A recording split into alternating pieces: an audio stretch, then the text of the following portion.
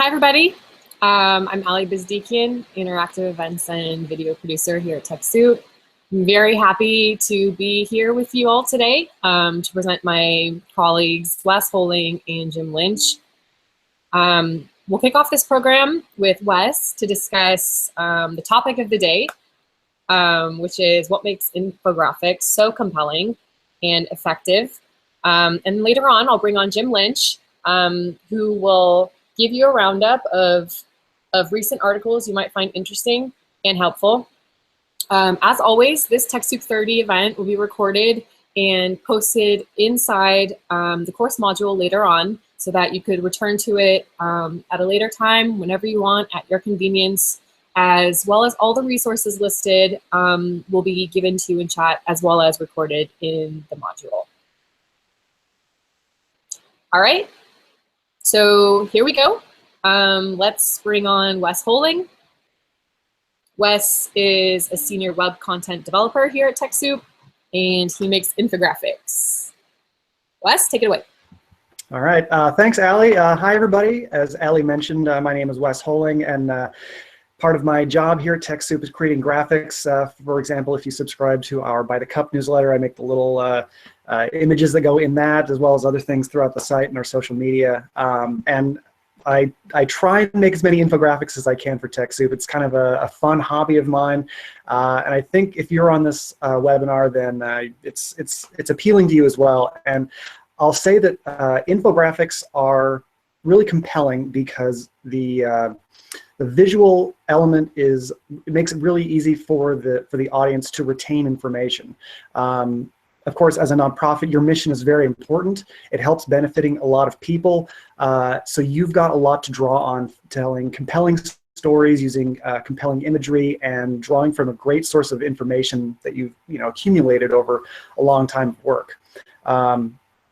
Companies tend to use infographics to market their products, and nonprofits can use infographics in much the same way, trying to get people to donate or take action, like volunteering or organizing. Whatever the action that you need your audience to take, infographics can do that in a compelling visual way.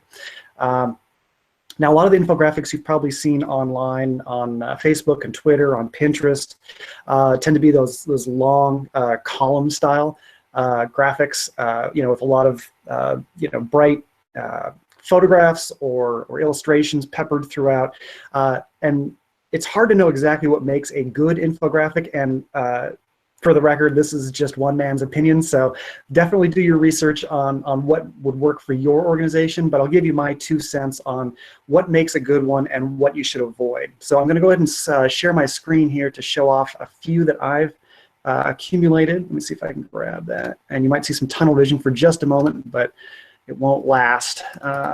Let's bring up this folder here. So I'm going to go way back in infographic history to 1854. I promise this won't be too boring. There was a cholera epidemic in London, and a physician by the name of John Snow, no relation to the guy from Game of Thrones, for the record, was tasked with investigating it. At the time, this is before germ theory, so no one knew exactly why this was happening. They thought it was the result of what they called like bad air or pollution.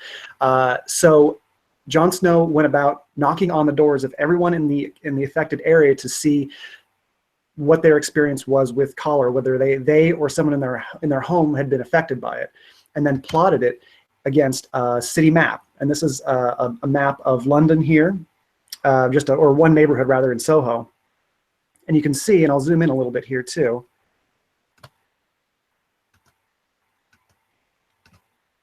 If I can zoom, there we go. So this is Broad Street right here. And you can see there's a large accumulation of dark notches around that street. And there's a pump right in the center here. By creating this graphic and by documenting the data that he had accumulated, he was able to demonstrate to the local government that everything was surrounding this one pump, this one water pump on Broad Street, and they just removed the handle from that water pump that everybody in the neighborhood was getting water from, and the cholera epidemic almost went away overnight. It's a great example of how you can take seemingly dry data, put it into a visual representation and affect real change. Now, of course, I'm not expecting your infographics to cure cholera or anything, but it is one of the earliest examples of how effective infographics can be. Another great graphic from around the same time was from Charles Menard, who documented the size of troop movements across Europe during the Napoleonic Wars. You can see from the left a thick tan line starting from Paris, moving eastward to Moscow, getting thinner as it goes, and then after a defeat there, having to trudge all the way back to France, getting progressively thinner as war and attrition took out more troops. The really nice thing about this graphic is not only does the line represent the size of the troops, but it's also against basically a map. If you look at the left here, you can see there's a river going down, other rivers along the way, and then of course Moscow highlighted in the upper right. A great use of data, and again, one of the earliest examples of infographics at work. Now, these are a little dry, they're a little monochromatic, for example. So let's take a look at some more modern examples. This is one that I found from a company called Busbank. This is not a nonprofit, but that shouldn't limit you from your research and looking at other great examples of infographics. This is just documenting travel information during Thanksgiving. I'll go ahead and zoom in on this one a little bit as well. So you can see they're breaking down just various bits of information, how people travel at that time, where they're going, and who's traveling, and where, on which roads they're traveling and all that. It's a nice, clean presentation. I would say just maybe a little bit more color would really help this pop. But other than that, the data is well represented in pie charts, in bar charts. The one thing I would say, as far as its data is lacking a little bit though, up here we've got how do we travel, and this is something I would say to avoid in your graphics. People are traveling by car, airplane, bus, train. The numbers here represent the amount, and you can see that by car is by far overwhelming. It's almost 92% of travel, but visually, this is size, the icons are all the same size. It's a great missed opportunity to take that data and represent it visually. So it's a much larger circle for the 92% and much smaller for the other 3, for example, would be a great way to show that either in circles or icons or bar or something that just shows the relative size of those numbers. So let's move on to another one here. This one is from Austria, and so forgive the German here, but I'll explain what's going on in this one. This is a great example of using a photograph for your graphics. A lot of the infographics that you tend to see are illustrations, graphs and charts, things like that. In this one, a photographer took half of a shopping cart and filled it with necessary objects. And what this is promoting on behalf of a nonprofit organization there is showing the audience what the amount of welfare, like a welfare recipient receives, and how much that divides up into their monthly needs. So, for example, at the top is represented it's rent and electricity, things like that.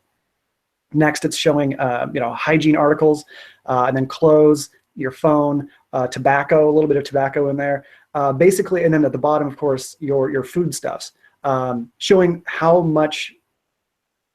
beneficial that fund is for the people who rely on it.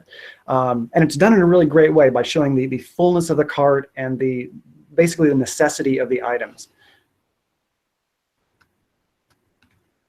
So as far as things to avoid, I did mention one thing I didn't like about that first graphic, the Busbank one. Sorry, let me hide that. Let me bring up an example here. This was a correction from if you see on the left, it was of an infographic that Vox created about where we donate our money and then which are the most deadly diseases.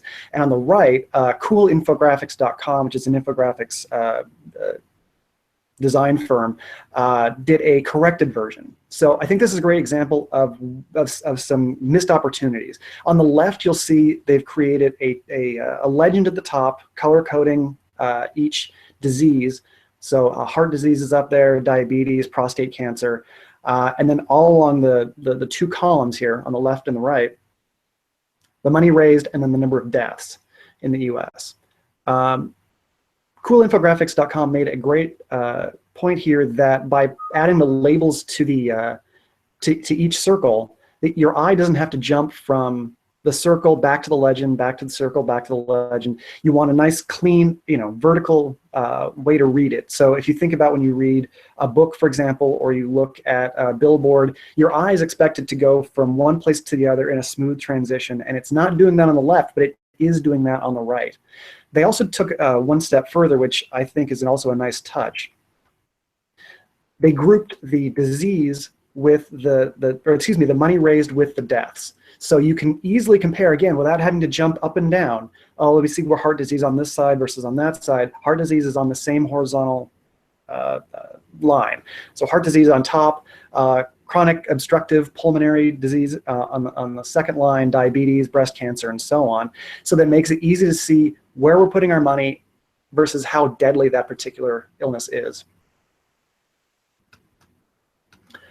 Here's another great one from the New York Times, and this is very simple, and I'll say that one other really nice element for good infographics is their simplicity. It's very tempting, and I've fallen victim to this many times, to try and cram as much as you can in there. You find that your issue is very important, and you want to tell everyone everything about it, but in the end, you want them to take away the most crucial information, and this really does a great job of that by demonstrating the timeline of gay marriage in the US. So looking at 2008 until 2015, when it was legalized by the Supreme Court in every state, you can see which states have banned it, just by law, which ones by constitutional amendment, and which ones had legalized it, starting in the Northeast and then spreading throughout the Midwest, like in places like Iowa, and then eventually in the entire country. It takes almost no text, and it conveys a very clean piece of information. That brings me to another point too, is the amount of text in your graphic. It's, again, very easy to try and over-explain things or, assume that your text is very crucial. Normally it is. If you're creating an annual report, a postcard, your text really is crucial to it. But for infographics, it's kind of the opposite. You want your visuals to carry the information. Let me show you a good example of that here as well. This is one from Save the Children in affecting the children of Syria. It's a great looking graphic. There's a compelling photograph at the top. There's a lot of information along the way. It's a little text heavy though, and the text representing data points isn't really demonstrated visually. There are icons, and the text is treated nicely that there's, it's big, it's easy to see that there's 6.8 million affected, and there's 1 in 3 children have been hit, kicked, or shot at. There's very important information here, but it's not quite visually represented in the data. But one thing I will say that's great about this graphic, in addition to the compelling photo at the top and the layout, is down here at the bottom, saying that there are 2 ways to help. So the expectation is that you are reading this from top to bottom. There is compelling information along the way, but the seriousness and the gravity of the issue, and then giving the audience something to do at the end, signing their petition and donating to their mission. It's very important to consider what the goal of your infographic is from the beginning. It's nice to have something just fun to share, but in the end, your goal is really to get people active, to help make them take part in your mission, either by giving to it or working directly in it. Something else I'd like to point out too is where and how to make your infographics. Now, this is an issue that I touch on in some of our other, some of the other content that we've created. We've talked in other videos and like for some of our webinars and some of our pre-recorded videos on how to create graphics, where to create them. For example, I'll hop on over to my browser here. In our 20 Days of Adobe page, which you may have gotten here from. If you haven't, it's available at info.techsoup.org/20 days of Adobe. That's all hyphens in between those words. On day 14, we've got a video here that's an introduction to creating effective infographics. I highly recommend checking out that as well. If the voice sounds familiar, it's because I'm recording that one as well. But that's a great introduction to the process of creating an infographic, either if you're creating it or you're working on a team that's creating it, you're collaborating with someone else who's creating it, or you're just hiring someone to make it for you. It's a great introduction to how to get that, knowing what to expect in that process. If you do want to create it yourself, but you've never done it before, I would recommend a couple of online options. First, there's Infogram. That's infogr.am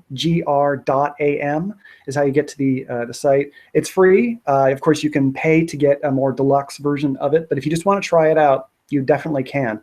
It makes it very easy to take data that you've got in, say, an Excel spreadsheet, import it in, or just start designing with your own information, either a map or in a chart or a graph. Of course, you can see here, infographic or report is one of the options right away. It's intended solely to create infographics for people who are lacking more advanced software like Illustrator, for example. Another great option is Piktochart. Again, same approach with creating it online in a sort of cloud-based service. Click infographic here, and they give you a lot of nice templates to start with. These are all very clean, the layouts are great, and they're not too busy with text, so these are some great templates to start with. As far as which one to choose, I will say that Infogram does give you the option of importing data, whereas Piktochart is more creating the graphic from scratch within their service. Both are great, both are free, and both give you different options the more you upgrade. So I highly recommend checking out those. I know a lot of nonprofits also like to use Canva, and no dig against Canva, but it's not necessarily an infographic-based service. This is great for creating, social media posts and postcards, posters, things like that. But it's not necessarily geared for creating data visualizations, for example. Great if you just have some text that you want to stylize and make really interesting, if it's a piece of information and all that. But if you have actual data that you want to visualize, maybe stick with the other two, like Infogram and Piktochart. A couple other things I wanted to highlight as well in terms of what to know about creating a good infographic are some of the other resources that we've got here at TechSoup. As I mentioned on our 20 Days of Adobe page, we've got the video about the process of creating an infographic. I also wanted to point out a couple of things in Illustrator, this and some of our other webinars that you may want to check out. Illustrator has a tool here on the left. This is the, if you click the bar chart icon here, it gives you a lot of options for creating column graphs, bar graphs, lines, pie charts, of course, the biggest asset in your infographic toolkit. If you have Illustrator but haven't used this tool before, it's very simple. By just clicking, choosing a size, you can enter your spreadsheet data here if you've got it, or if you can import it as well with this button here. But if I just enter, let's say I've got 5, 10, 25, and another 4. Doesn't quite look right as far as a pie chart, but with this, if you stack your data vertically, you can create a size comparison, which, if you think back to my advice for this infographic here, the how do we travel section at the top would be nicely represented if they'd done something similar to this, creating different sizes for representing car, airplane, bus, and train, and that's easily done here in Illustrator. Of course, if we want to flip our data like this, then we get our old friend, the pie chart. If we are working with pie charts, one thing I would also recommend, if you're doing it in Illustrator especially, is it gives you a pie chart, but it looks, I'll be honest, it looks terrible from the start. If we ungroup it, we can begin to change things and make them look a little more appealing. For example, I'm going to get rid of that stroke around the pie slices. Let's say we'll do, oops, I got rid of the color. Let me apply it to the stroke. Now the colors all touch together, which looks a little cleaner. And if I apply some, color to really represent what I'm talking about here, the it looks a little more compelling than that original black and white. What I can also do is, even though I got rid of that stroke, if I reintroduce the stroke, but keep it white or whatever the color of the background is, and even increase the size a bit, I'd have to clean up the center a little bit because it's the stroke is beginning to cut into one of the slices, but it does create a nice pull-out effect that if I want to say that, you know, if I really want to call out the size difference among all of them, I can. I could even bring out one slice and then say, well, this particular slice is the most interesting for whatever reason. So there's a lot of great options for creating these sorts of graphics in Illustrator. Even though Illustrator, of course, tends to be more for creating, of course, illustrations, the chart tool is especially helpful for creating nice, clean data visualizations that you can use elsewhere. I want to return to some of these other infographics here to point out just a couple of other things to avoid while I've still got a few minutes left. This is one that I found, and I don't know who the source was, so I can't apologize to them, but I do have to use this as a good example of what not to do. One thing you can do with infographics is to outline a process. For example, if you are working in prison reform and you want to demonstrate the difficulty for convicts to appeal their conviction, and you want to show that long process and how difficult it is and all the obstacles that they have to overcome along the way, that'd be a great way to demonstrate a process as a piece of data. Here they're trying to demonstrate the phases of clinical trials for pharmaceuticals, but you can see that they begin at the top here with start here. Meanwhile, there's these other parts of the process that it seems to either connect to and then go nowhere, or those are things that they start with that then feed into the discovery and development. It's very difficult to follow this process and know exactly where it starts and ends. It's also very text heavy. A lot of these things could be represented visually, so side effects, benefits, technology. These are all things that there are a plethora of icons for that could be used to represent these a little better. It's also very busy, very tight packed. You want to give your elements a lot of room to breathe. If we look at some of the other graphics that I showed a moment ago, I'll hop over to one of those. Let's say this one, for example, a lot of breathing room. You can see the difference here. This is like a breath of fresh air compared to the last one. There's a lot of space in between each of these rows. And the creator is careful to not crowd everything too much. You may not have a lot of room horizontally because it may have to fit on a page, for example, on a web page or on a social media post. But vertically, the sky is kind of the limit. That's why you tend to see a lot of tall vertical infographics rather than wide ones, because they tend to have to conform to the size of the container that they're posting to online. So it looks like I'm just about out of time. So let me hop back over to my browser window here and stop screen sharing for a moment just to, I think I'm stopping screen sharing. There we go. Just to say thanks for sticking around. And I've got a great course that I'm putting together with Susan Hope Bard, our TechSoup courses leader on infographics that's coming shortly. So I'd recommend staying tuned for that one, checking in with TechSoup courses for that. In the meantime, thanks for sticking around, and I'll throw it back to Allie. Thanks, Allie.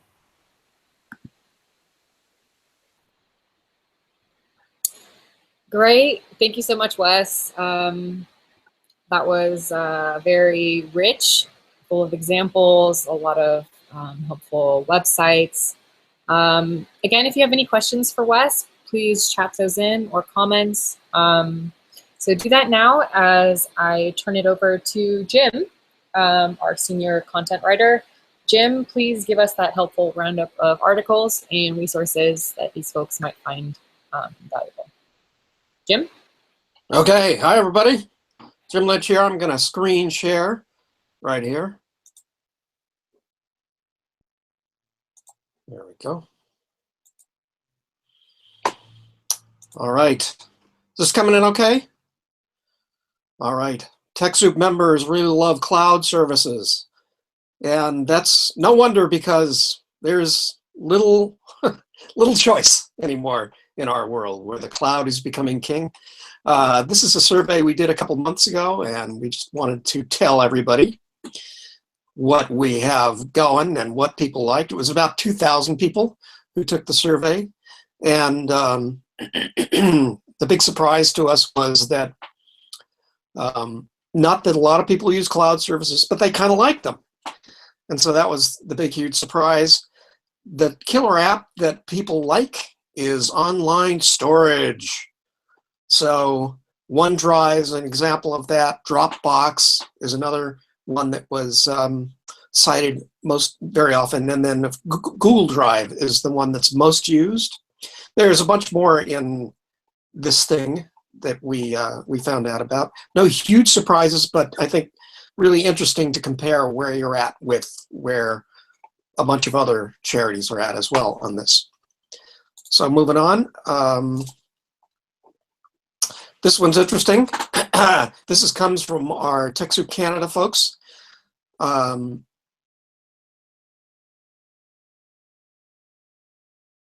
Use money through your nonprofit. So not income news in that aren't solely based on just straight donations. So this is a very how-to, hands-on,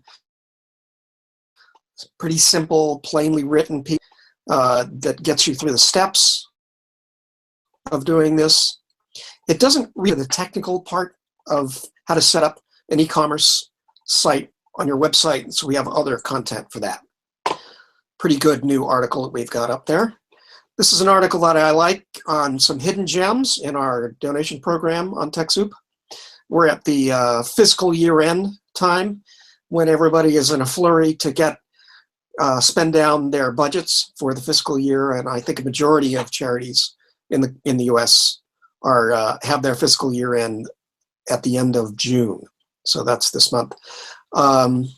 One extraordinary thing that launched this year is Airbnb Social Impact Experiences. That's a totally free thing that you can use, and it's an extraordinary new offer from Airbnb, the people that offer house sharing or room sharing. It's experience sharing. You can actually sign up for that and show people what you do. Box is one of those document online storage things that we have that's very, very reasonable and affordable and really useful. Mobile Beacon is one of the things I just want to talk about because it's incredible. It's $10 a month for unlimited broadband internet that you can take anywhere. So I love that one. And so there are a bunch more that we talk about here. One of the newest ones that just came in is something called Veritas. I love that one because it's back.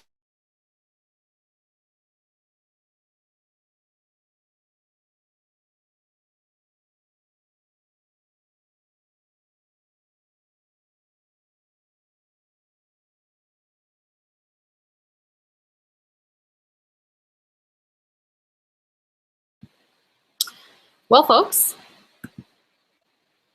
I think we lost our Jim Lynch.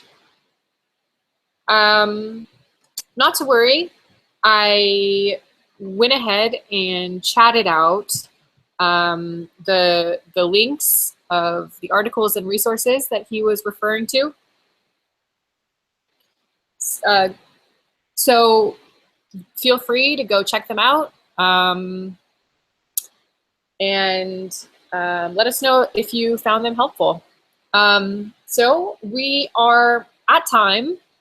Again, thanks to the guests for today, the expert guests, Wes Holing and Jim Lynch. And please do join us for our next event. The date for that is June 20th with the fantastic Molly Bacon. She's the social media manager here at TechSoup, who will discuss the best practices when using social media. So stay tuned for that event. Please join us again. If that's something you have interest in or would like to learn more about, come back next week. Same time, same place. And as always, please take the post-event survey so that we can hear your feedback and continue to create these events around the topics that you care about most, that you want to see and learn about. And again, those can be found in the module for today's event. thank you all for joining us today. This has been fun. Have a great rest of your day and have a lovely week. Thanks so much. Bye-bye.